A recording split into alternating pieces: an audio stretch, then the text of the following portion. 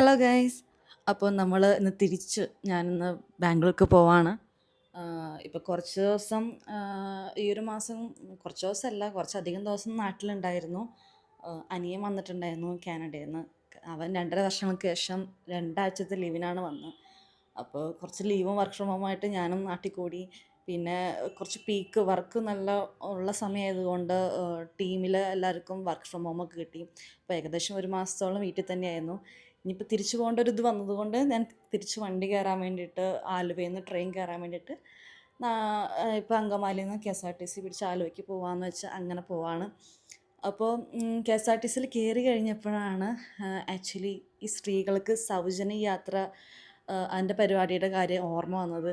അപ്പോൾ ഞാൻ ആളോട് ചോദിച്ചു, കണ്ടക്ടറോട് ചോദിച്ചു, എന്തായി ഇപ്പോഴെങ്ങനെ നടപടിയാവുക ചേച്ചി എന്ന് ചോദിച്ചു. ആൾ നല്ല സ്നേഹമുള്ള ചേച്ചി കേട്ടോ. നല്ല നല്ല പെരുമാറ്റം ആളുടെ. എനിക്ക് എൻ്റെ അമ്മയോടൊക്കെ സംസാരിക്കുന്ന മാതിരി നല്ലൊരു അങ്ങനെ നമുക്ക് എല്ലാവരോടും ഫീൽ തോന്നില്ലല്ലോ, ഹോംലി ഫീൽ.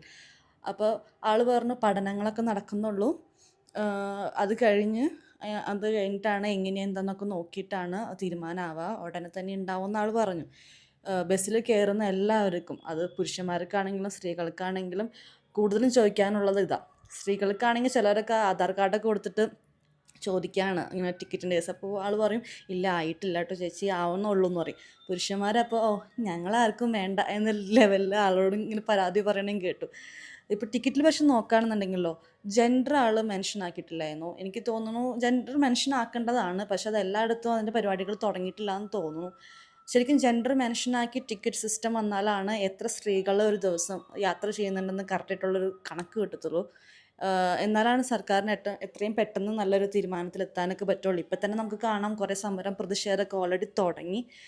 ഞാൻ ദേ ട്രെയിനിലാണെങ്കിലും നല്ല വർക്കുള്ള ടൈം ആയതുകൊണ്ട് ലാപ്പ് ഓണാക്കി വർക്കിലാണ്. അപ്പോൾ ബാംഗ്ലൂർ എത്തിയിട്ട് കാണാം ഗൈസ്. Bye bye.